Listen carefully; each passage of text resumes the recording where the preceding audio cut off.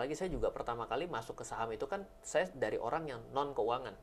Saya adalah sarjana seni rupa. Iya, tadi saya heran. Sarjana seni rupa. Saya pikir orang finance ternyata sarjana seni rupa. Iya. Dulu pertama kali milih saham kenapa? Oh oke, wah ini ceritanya nih podcast bisa 2 jam loh Pak.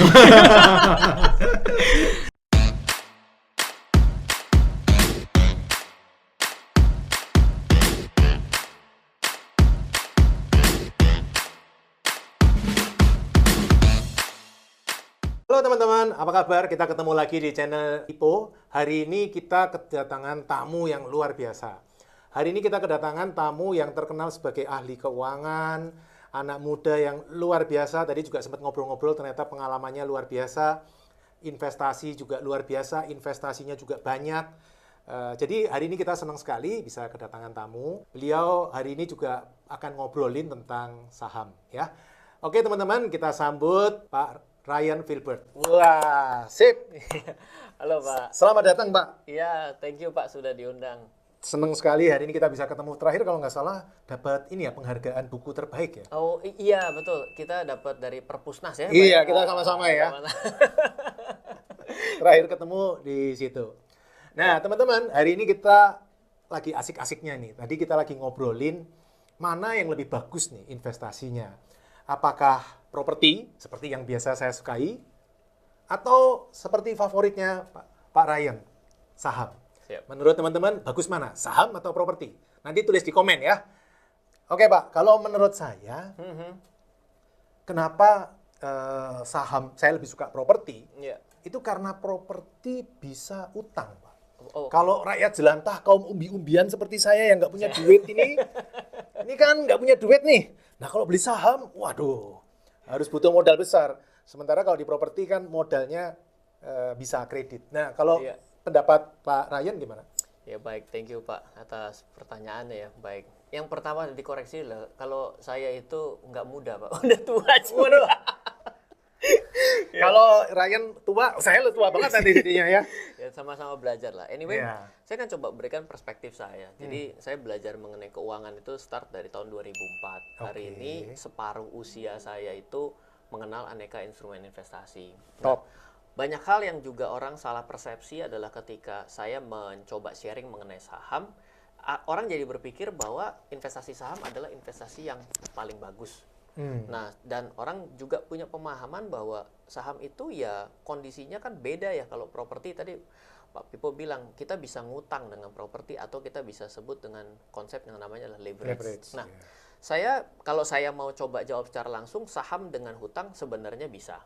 Cuma ini akan jadi masalah sebenarnya sama dengan ketika orang berbicara mengenai investasi properti, tidak ngerti, tidak tahu strateginya, mungkin nggak belajar sama bapak gitu ya, tiba-tiba dia ngutang. Akhirnya dia bingung untuk exitnya. Jadi kalau saya kenapa bilang saham itu bagus, karena pertama saham itu dari sudut pandang likuiditas Pak. Jadi kalau saham itu adalah suatu kendaraan investasi yang sebenarnya kalau kita compare dengan properti itu sebenarnya punya dua keunggulan. Sama-sama unggul di dua itu. Satu adalah tidur harganya naik. Iya. Bisa turun juga. Bisa. Ya. Dan saham lebih cenderung naik dan turun setiap harinya. Iya.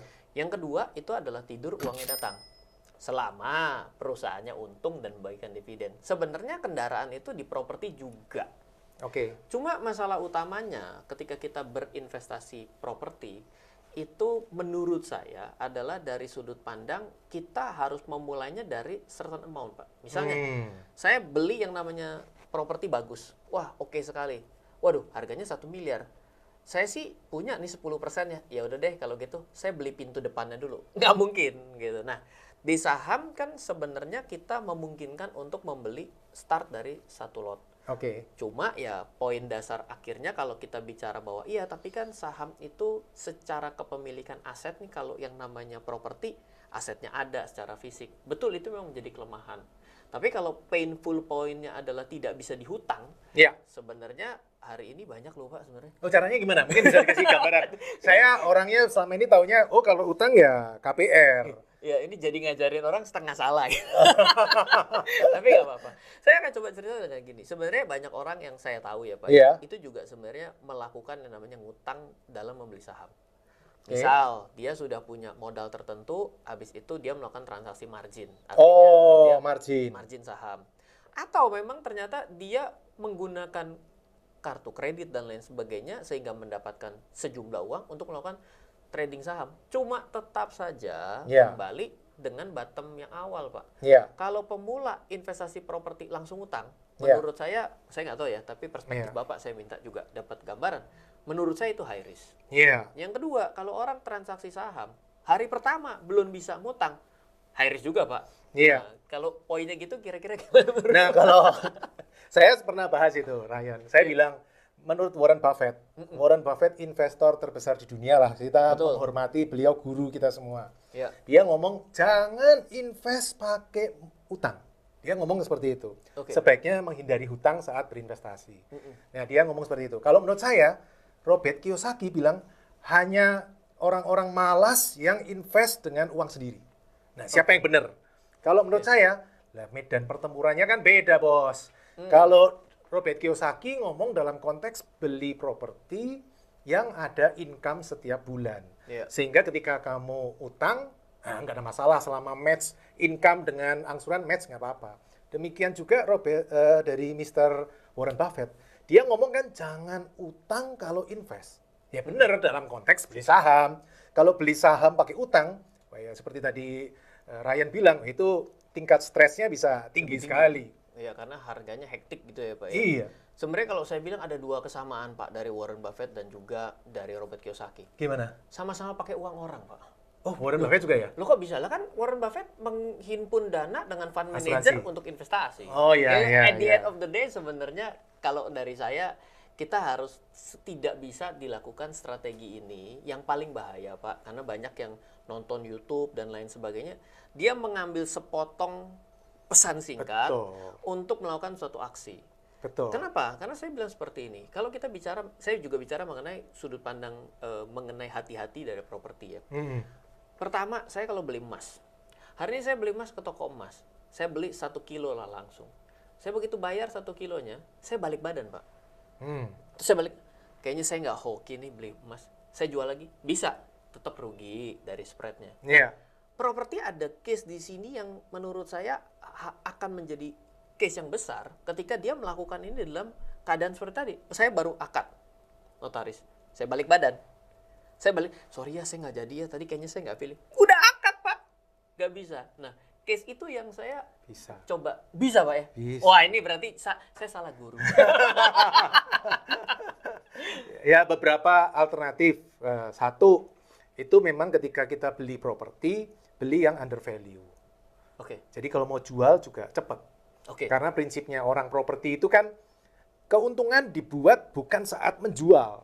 Bukan saat menjual baru untung. Itu salah kalau beli properti caranya seperti itu. Ya, Beli properti itu harus keuntungan Untung di depan. dibuat saat beli. oke. Saat beli harus sudah untung. Salah satunya, satu, income-nya lebih besar dari angsuran. Itu udah untung. Income lebih besar dari Karena oke, dibiarin nanti lunas sendiri. cash flow-nya lebih besar ya. Ya. Atau kedua, memang di bawah market, harganya jauh di bawah market, under value. Siap. Dan itu hari ini banyak sekali yang lagi under value. Properti ini Jakarta lagi grid sale ini, properti grid Jakarta sale. Grid Sale. Siap. Biasanya zaman PRJ doang. Jadi plus minus sih kalau saya bilang diomong nggak liquid, ya seolah-olah nggak liquid. Tapi begitu kita tahu caranya, itu sebenarnya liquid. Caranya salah satunya adalah kita jaminkan ke bank, kemudian kita ambil rekening koran.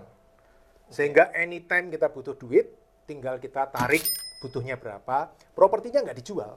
Oke. Tapi dijaminkan ke bank, kita dapat rekening koran. Tentu ini butuh ilmu yang lebih. Nggak Memang bisa nggak hanya semua basic orang, pemula. ya Yes, nggak oke. semua. Tapi di level tertentu itu bisa. Jadi propertinya nggak dijual, dijaminkan ke bank. Misal kita dikasih plafon 1 miliar, ya sudah ketika kita butuhnya 100, ya kita ambil 100. Nanti kalau kita punya duit, balikin lagi. Kalau butuhnya 500, kita ambil 500. Kalau ada rezeki, balikin lagi. Model seperti itu salah satu cara untuk membuat properti liquid. Oke. Tentu tidak seliquid saham. Emas, ya, baik. Ya, apalagi Oke. emas. Iya, Emas siap. itu liquid sekali. Siap. Cuman sama aja sih. Kalau emasnya ternyata perhiasan juga Iya. memang tidak seliquid itu. Iya, Sama Saham juga, sahamnya saham yang auto reject terus, ya nggak bisa liquid juga, sama. RB bawah. ARB bawah lagi ya. ARB terus yang nggak bisa keluar. Tapi secara umum sih memang benar bahwa properti tidak seliquid saham, betul. Iya. Tapi tidak 100% nggak liquid sama sekali, bisa kita liquidin juga. Iya, baik. Nah, kalau saham kita ngelihat juga selain ini juga katanya nih, kalau beli salah saham nggak bisa keluar. Kalau properti, kita kan gampang nanti Unsur jual pemaaf. lagi ya. Unsur pemaaf. Unsur pemaafnya gede nih. Kalau saham salah, waduh, nyangkut gitu setengah mati. Bahkan Iya. istilah nyangkut itu kan hanya ada di saham kayaknya. Saham Di nyangkut. properti kayaknya kita nggak ada. Ada sih, unsur ada. pemaaf. Maaf, siap. Baik. Bener nggak sih? Ya, baik. Kalau kita berbicara mengenai yang namanya saham nyangkut ya, Pak ya. Ini juga saya juga kadang-kadang suka bertanya gitu kepada orang-orang yang sahamnya nyangkut. Ada nyangkut yang memang tanpa kuasa nyangkut, Pak. Jadi dia lucunya gini, saya ngelihat ya beberapa orang ya membeli saham, dia kenapa dia bisa nyangkut? Karena yang untung dijual. Nah, itu tuh biasanya. Yang untung dijual. Kalau begitu hijau dikit, jual. Jual. Jadi ketika turun, ya sudah, yang tidak Tahan. untung ya ditahan. Nah, itu saya pernah tuh ketemu teman saya kayak gitu. Ya berarti dia nyangkut sukarela, Pak. Dia, dia ngomong, Pipo, saya ini nggak pernah, kalau beli saham nggak pernah rugi. Saya tanya, kok bisa nggak pernah rugi? Hebat banget ilmunya. Saya tanya, caranya gimana? Kalau merah rugi, nggak saya jual. Dia bilang, itu namanya nyangkut, bos. Itu namanya, itu namanya bukan, nggak pernah rugi. Itu namanya nyangkut, ngumpulin saham-saham. Nah, yang benar gimana sih harusnya? Ya. Pertama ada dua sudut pandang yang umum ketika kita berbicara investasi saham, Pak. Investasi atau memperlakukan saham lah ya. Pertama ya gaya sebagai seorang investor. Ya kalau berbicara investor sebenarnya tidak terlalu berbeda ketika tadi kita berbicara Bapak sempat mengatakan adanya undervalue pada properti. Yeah. Yang namanya saham bisa divaluasi. Memang cara memvaluasinya seperti orang memvaluasi bisnis ya. Iya. Kenapa? Karena membeli saham adalah membeli perusahaan. Maka saya kadang-kadang kalau bicara, Pak, properti ini investasi, saham itu tidak bisa selalu sebagai investasi. Loh ya, saya juga pernah melihat, Pak, ada orang beli NUP 15 biji, dapat undian langsung dijual lagi. Sebenarnya dia nggak lagi investasi properti, Judi. lagi spekulasi. Atau Spekulasi. dagang, Iya. yang mendagang NUP aja. Iya, dagang Nih, NUP. NUP saya dapat nih, kamu kena 15 juta. Ya kan, Iya. kalau kamu ambil saya punya, kamu bayarin NUP saya harganya 50 juta. Oh iya dapat barangnya. Ya, Iya. tapi dia lagi dagang. Iya. Karena nggak memegang barangnya dalam waktu lama, karena prinsip dasar orang investasi itu adalah menghasilkan uang walaupun tidak dijual. Prinsip Iya. dasarnya itu. Itu investasi ya kuncinya. Itu Investasi. kata-kata yang bagus tuh. Investasi adalah tadi apa? menghasilkan Uang tanpa perlu dijual, Pak. tanpa perlu dijual. Itu namanya investasi itu. Cocok. Yes. Nah, saham bisa digituin. Caranya? Oke. Ya, caranya adalah memvaluasi saham yang bagus, satu under value, kedua rajin terus-menerus membagikan uang, dividen. Dividen. Pak. Ya. Dari situ kita bisa investasi. Tapi dividen kan kecil. Saya lihat mungkin berapa sih dari BEI yang membagikan dividen mungkin nggak ada separuh kali. Nggak ada separuh. Iya. Nggak ada separuh perusahaan yang listing Dari yang membagikan. 800, iya betul. 800 mungkin berapa yang bagiin? Mungkin 100, 200. 100, 200. Mungkin prediksi saya. Dan itu kecil-kecil saya lihat. Kecuali sektor-sektor tertentu ya. Kayak batu bara gitu mungkin 10%, 10%. Tapi secara umum lainnya mungkin cuma 2-3% ya. Tuh yang ya kecil ada. Jadi kan gini, ketika kita mengatakan tidak ada, maka nggak akan ada. Once kita katakan ada, maka akan ada. Iya. Jadi memang dari 800 itu tidak semua perusahaannya bagus. Hmm. Dua perusahaan-perusahaan yang saya sih nggak bilang gorengan tapi kucing kurap lah, jelek-jelek gitu ya. Iya ada saham yang bagus. Jadi memang harus kita mempelajari cara memilihnya dengan baik. Menurut saya tuh investasi tidak mungkin. Saya bilang gini, Pak, apakah benar kalau namanya investasi properti, semua properti kalau dibeli tutup mata bagus? Pasti Ya, jawaban, nggak bisa. Ya nggak bisa dong, Ryan. Pasti Ya. saham pun akan sama. Sama ya. Sama poin situ. Nah, tapi yang poin kedua adalah banyak orang yang melakukan trading, dagang. Nah, yang dagang ini lebih lucu, Pak. Kenapa? Yang dagang ini bisa banyak nyangkut dibandingkan yang investasi. Kenapa? Yang dagang itu lucu. Kalau untung didagangin, kalau rugi diinvestasiin. Jadi, memang pada prinsip dasarnya, memang orang ini men-set up dirinya untuk nyangsang, Pak, untuk nyangkut. Iya. Seperti itu. Jadi atas pemilihan dua ini kita sudah jelas, kita mau dagang. Oke, kalau dagang itu hukumnya ada 5. Gimana? Satu adalah ambil untung secepat-cepatnya. Oke. Dua, ambil untung sebesar-besarnya. Jadi kalau nggak bisa cepat, yang besar. Oh, Kalau nggak pilih besar, salah yang satu. cepat. Iya. Oke. Yang ketiga, break even deh. Daripada rugi. Iya. Yang keempat adalah rugi kecil daripada rugi besar. Cut loss. Cut loss. Ya, ya. Yang kelima, jangan trading atau jangan melakukan transaksi kalau memang nggak yakin. Jadi prinsip dasar ini sebenarnya harus dipegang. Gitu. Ya, ini penting nih. Iya, tapi poin-poin ini dalam kita melakukan trading investasi itu kita kadang teori pinter, Pak. Iya. Once kita melaksanakan, nah Ada faktor psikologis. Nah, itu yang ceritanya bisa beda. Iya. Kembali lagi, knowing is nothing, but Iya. applying what you know is everything. Itu nggak berlaku buat orang lain, tapi juga berlaku buat saya kok sebenarnya itu. buat semua orang ya, termasuk Iya. di properti juga seperti itu. Wah, udah ikut seminar, begitu ketemu marketingnya, marketingnya ngomongnya gini-gini, langsung NUP Dan gitu. seksi, Pak. Dan seksi penting. Anak muda. Itu disensor itu nanti. Siap. Kalau sekarang berapa persen kira-kira dari return dividen yang rata-rata diberikan? Dividen rata-rata betul, Pak, 2-3%. Rata-rata segitu. Jadi kenapa orang bilang gini, "Oh, Pak, dividen saham itu kecil." Betul, karena kamu melihatnya adalah dividen yang diberikan saat ini dibandingkan dengan harga saham saat ini. Ya. Orang akan lihat seperti itu. Tapi kalau kamu melihatnya adalah saham yang kamu beli 3-4 tahun yang lalu dengan dividen yang dia terima, yang kamu terima saat ini, nilainya bisa beda. Oh iya. Jadi makanya penting sekali untuk satu, tahu kondisi pasar. Market timing is everything sih. Kalau bisa melihat market timing, semua orang jadi orang kaya. Waduh. Kadang ini membutuhkan kemampuan, kadang membutuhkan pendidikan, kadang juga perlu keberuntungan. Artinya itu udah sesuatu yang mix up dan blending jadi satu lah, boleh dibilang. Tapi yang poin kedua, kalau dari saya memegang saham-saham yang rajin bagi dividen, pada akhirnya bisa 8%, bisa 9%. Dan itu ada yang dividennya tumbuh terus-menerus, dan bahkan dalam 7 atau 8 tahun kita simpan sahamnya, sudah break even, Pak. Ada yang begitu. Oh, Pak, itu banyak? Enggak. Jujur Berapa? saja. Kansnya berapa banyak? Dari 800 yang seperti itu berapa? 10 lah, Pak. 10 aja ya? Oh, Berarti 1/100 kurang ya? Berarti 0, kan keberhasilan milik minoritas katanya. betul. Jadi sama di properti juga harus nyari dari 800 cuma 10 kali yang ketemu yang benar-benar bagus. Iya, memang kalau saya belajar ya, terlepas dari apapun, satu, kadang-kadang pemula itu mengambil ilmunya sepotong. Makanya jadi salah paham mengenai, ya saya sih banyak yang bilang, wah ini nih Ryan ini tidak mendukung orang investasi properti. Ini anti kemapanan, karena kan properti itu sandang pangan papan wajibnya. Nanti dulu. Ini jadi kacau nih gitu.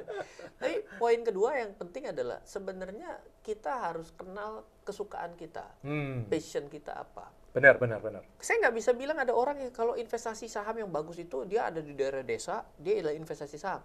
Internet susah akses. Iya. Mau pencet juga kadang error. Udah mau baik, malah pencet salah Lockout. jadi Lockout kayaknya. Begitu mau sell ternyata hujan gede, sinyal goyang. Jadi gitu nggak Ya, tepat. ada faktor-faktor itu. Investasi itu adalah sesuatu yang kita dekat dengan kita. Betul. Sehingga membuat kita lebih gampang untuk memonitor dan melakukan sesuatu kalau tidak sesuai dengan ekspektasi. Seperti itu, Pak. Tapi kecil ya cash flow-nya. Saya punya saudara ya, ini saya punya saudara. Dia invest di saham. Memang fundamental lah dia, yang value investing. Saya lihat rambutnya putih, Pak. Bupati Jawa Tengah, Pak. memikirkan rakyat itu berarti. Nah, saya lihat masalah di dia adalah cash flow. Karena dia kadang nggak, kan kalau full time investor, benar-benar full time ya, nggak punya pekerjaan lain selain investasi. Saham itu kan ngarepin rata-rata capital gain. Nah, sementara hidup kan setiap hari harus ada income, harus ada pengeluaran. Ya. Beda kalau di properti seperti saya ini kan tiap bulan ada income-nya, putarannya. Nah ini sehingga dia nggak punya cash flow, akibatnya dia ketika butuh cash flow, dia bingung dia. Misalnya mau renov rumah, tiba-tiba ada pengeluaran yang besar. Sehingga dia terpaksa jual sahamnya sebelum waktu yang tepat. Dan dia biasanya ngomel-ngomel, saya paling benci kalau harus terpaksa jual nih. Belum rela. Ini belum waktunya, ini masih terlalu murah. Margin of safety-nya masih banyak. Masih panjang. Ya, tapi terpaksa dijual. Gimana sih kalau menurut Ryan? Ya. Ada orang yang mengatakan investasi murni, Pak. Investasi murni itu benar-benar investasi sangat murni ya. Nggak dijual sahamnya, harus hidup dari dividen. Iya. Which is itu akan sangat berat. Berat ya, di Indonesia berat ya? Di luar lebih berat lagi, Pak. Oh, di luar lebih berat lagi? Lebih berat lagi. Oh. Jadi ketika kita berbicara dengan cara seperti itu akan menjadi sangat berfungsi setelah kita berinvestasi di atas 15 tahun. Tapi Baru kalau kita 15 merasakan tahun. baru 5 tahun, 6 tahun, itu nggak akan works dengan menyenangkan. Nggak akan works dengan menyenangkan. Kenapa kok bisa gitu? Iya, karena Angkanya belum tercapai skala ekonomisnya. kenapa perusahaan melistingkan sahamnya? Karena dia mau mendapatkan pendanaan dengan cara yang murah. Pasti, wajar dong. Betul. Kalau dia melistingkan sahamnya harus mendapatkan return lebih tinggi daripada bunga bank, dia lebih baik pergi pinjam bank. Ngapain susah-susah? Betul. Tapi apresiasi harga atas performa perusahaan yang bagus membuat dividennya itu menjadi tinggi dengan harga pembelian saham kita 15 tahun yang lalu. Berarti time frame-nya kira-kira 15 tahun ya? Harus di atas 10 tahun. Harus di atas Baru konsep investment itu bisa menghidupi dari anaknya baru terjadi di saham. Nah, tapi orang suka nggak sadar bahwa kalau dibandingkan dengan misalnya seperti Pak Pipo itu kan bicaranya investasi properti yang mana tidak plain vanilla, Pak. Bagi orang keuangan, investasi properti yang dilakukan Pak Pipo ini bukan plain vanilla. Plain vanilla itu adalah punya tanah selesai sudah, beres gitu. Tapi kalau saya mesti mendaya gunakan sesuatu di sana, mau saya atau orang lain yang melakukan secara aktif, makanya sebenarnya hybrid investment. Tidak plain, tapi ada peran serta orang lain untuk meningkatkan nilai tambah atas aset ini. Iya. So itu bukan plain vanilla dan itu adalah part of hybrid investment. Iya, nggak bisa sih. Memang yang saya lakukan itu udah bisa dibilang properti murni gitu. Properti nggak bisa. murni. Itu properti plus bisnis. Yes. Karena ada bisnis di atas. Betul, ya. karena valuasi yang men-top up, menginjek return yang menjadi besar, itu adalah bukan propertinya. Propertinya menjadi capital gain di suatu hari, suatu saat. Tapi return yang bulanan ini didapat dari si Iya. bisnisnya tersebut. Tanah kosongnya nggak bisa maksudnya Pak Ryan. Tanah kosong dibiarin gitu kan nggak ada income Pak. Kelihatan Iya. tidak bisa. Sama. Dijemur. Makanya unsur pemaaf. Unsur pemaaf, betul. Jadi kalau saham memang harus di atas 10 tahun ya, nggak bisa Dan cenderung stabil di atas 5 tahun, Pak. setelah Jadi, 5 tahun. tuh, buat orang yang berinvestasi kurang dari 5 tahun tuh saham itu masih struggling. Kalau dia benar-benar pure investment, dia akan masih struggling. Masih ngeliat portofolio kadang minus gitu ya. Kalau sudah di atas 5 tahun, bahkan bisa di atas 10 tahun, yang menarik malah jadi lucu, Pak. Kenapa? Walaupun turun seperti tahun 2020, sahamnya masih plus. Karena sudah lama sekali dia. lama, Time frame-nya udah lama. Dan itu benar, hukumnya baru benar. Karena gaya aliran Opa Warren Buffett gitu. Berarti boleh disimpulin kalau invest saham jangan perusahaan yang baru IPO 5 tahun atau baru IPO gitu, boleh nggak itu Wah, disimpulin? nggak berani, Pak. Nanti kalau didengarkan sama Bursa Efek Indonesia, saya nggak diundang jadi pembicara. Jadi masing-masing orang punya gaya sendiri-sendiri lah ya. Ada yang jago di IPO, Yes. mungkin ada yang jago di 5 tahun pertama, Iya. tapi mungkin ada juga yang jago setelah 5 tahun ya, menganalisanya caranya beda-beda ya. Bisnis 5 tahun pertama itu kan adalah masa percobaan apakah bisnis ini bisa proven atau tidak kan, Pak. Betul, Ketika lewat 5 tahun ini kan pertahanannya, survivalnya benar-benar terpotong banyak. Iya. Ya itu juga sama dengan perusahaan IPO. Sebelum perusahaan itu IPO, ya sudah as is, kita nggak tahu. Tapi once perusahaan itu IPO, ya kita anggap itu adalah tahun 0. Tahun 0 ya. Harus Yang kita kemarin anggap itu tahun 0. lupakan dulu ya. Kita nggak pernah tahu. Kita nggak pernah tahu. Mari kita lihat pada saat IPO dan 5 tahun selanjutnya. Ya. Mungkin terasa boring ya bagi orang, apalagi buat yang baru belajar gitu ya. Dan apalagi saya juga pertama kali masuk ke saham itu kan saya dari orang yang non keuangan. Saya adalah sarjana seni rupa. Gitu. Iya, tadi saya heran. Sarjana seni rupa. Saya pikir orang finance ternyata sarjana seni rupa. Iya, saya juga ngerasa bahwa kapan kayanya kamu di gunung? Mesti di TikTok dong biar cepet. Iya, sahamnya. Ya. Tapi itu ada dua aliran yang berbeda, nggak bisa dijadikan satu. Barangnya sama, tapi perlakuan atas barang ini tergantung dari diri kita. Lo dulu pertama kali milih saham kenapa? Oh oke. Wah ini ceritanya nih podcast bisa 2 jam loh Pak. Mungkin singkatnya, kenapa pilih itu dulu? Iya baik. Iya saya kalau dari sarjana seni rupa sebenarnya adalah permintaan orang tua saya. Ya. Lalu juga pertama itu sebenarnya ketika pada tahun-tahun tersebut Pak, tahun 2004 itu saya pedagang Pak, pedagang Roxy Pak. Pedagang handphone lah boleh dibilang, ngambil barang, jualan lewat forum-forum, dapat uang, lalu bingung mau diapain. Di deposito kayaknya kok nggak naik-naik uangnya. Terus ya biasalah, kita kan cari kata kunci kan, cara cari uang dengan cepat. Wah, kan cari muncul. Ya biasa isinya money game. 5 halaman. Halaman ke-6 mulai reksadana, saham, mulai option. Pada saat itu lagi seru option. Iya, waktu itu Ya. option lagi seru. Ya, saya belajar di sana, akhirnya yang gampang diakses adalah reksadana dan saham. Jadi sebenarnya pergi ke Sudirman, buka rekening reksadana, pulang mampir ke Roximas untuk buka rekening saham. Jadi pada hari itu tuh membuka 2 rekening. 2 rekening langsung? Langsung. Oke. Ya kan? Reksadana minimum penempatan 40 juta. Wah, Pada hari itu kan mahal. zaman itu kan 40 juta, Mahal. gede banget ya? Iya, jadi rada kaget juga. Terus habis itu ke buka rekening saham 25 juta. Wah, sama beratnya juga. Sama beratnya. Tapi nggak punya ilmunya, Pak. Oh. Menang nekat biasa ya. Mau belajar yang namanya seminar saham. Nggak ada di Indonesia. Nggak ada. Singapura paling dekat. Waduh lah. 30 juta. Wah, ini gawat nih, saya bilang nih, hidup susah banget yang mau belajar gini. Keluarga saya nggak ada satupun yang mengerti mengenai saham. Kenapa waktu itu nggak kepikir yang lain, misalnya forex atau properti? Kenapa saham? Forex juga pada waktu itu. Sempat kepikir ya? Datang Pak, datang ke gedung yang ada di daerah Sudirman juga gitu. Cuma saya lihat ini kok kayak seperti judi yang dilakukan oleh Ya. om saya gitu. Iya, iya. Gampang Pak, Ya. klik, sell. Analisa apa? Gitu aja. Apaan sih ini, saya bilang, kok mirip sama tendangan bebas yang kemarin lek-lekan tempat. Iya. Saya bilang ini nggak bener nih gitu.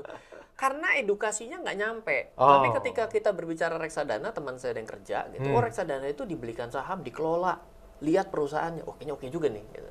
Nah saham itu saya waktu itu ya lihat, wih Bill Gates punya saham, oh berarti bagus nih. Jadi saya datangnya dari gaya awam seperti itu. Gitu. Tapi kalau forex, ya meskipun kalau hari ini saya bisa jelaskan dengan cara yang proper ya. Tapi Yeah. pada hari itu yang menjelaskan ke saya itu, gampang mas, bapak duduk sini, ini pencet nih.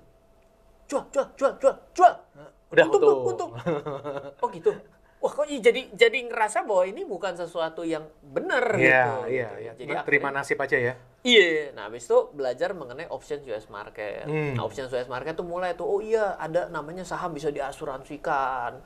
Kalau misalnya kita bisa membayar dengan DP-nya, oh ini keren juga gitu ya, belajar gitu. Jadi ya sebenarnya saya petualang investasi lah Pak. Saya melihat, saya bukan tidak investasi properti loh Pak. Sampai hari ini saya investasi properti.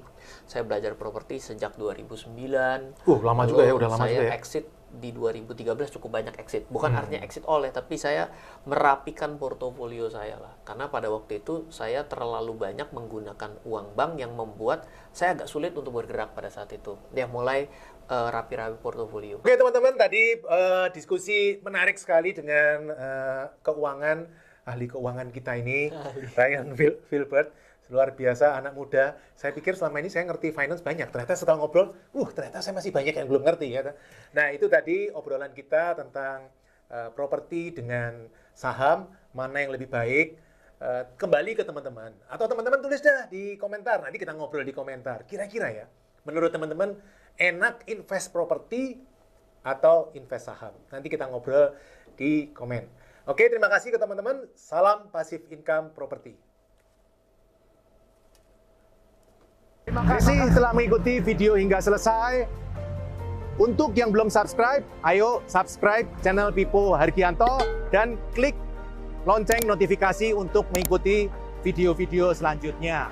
Teman-teman juga bisa mengikuti seminar-seminar gratis yang saya bagikan. Silakan daftar melalui nomor berikut.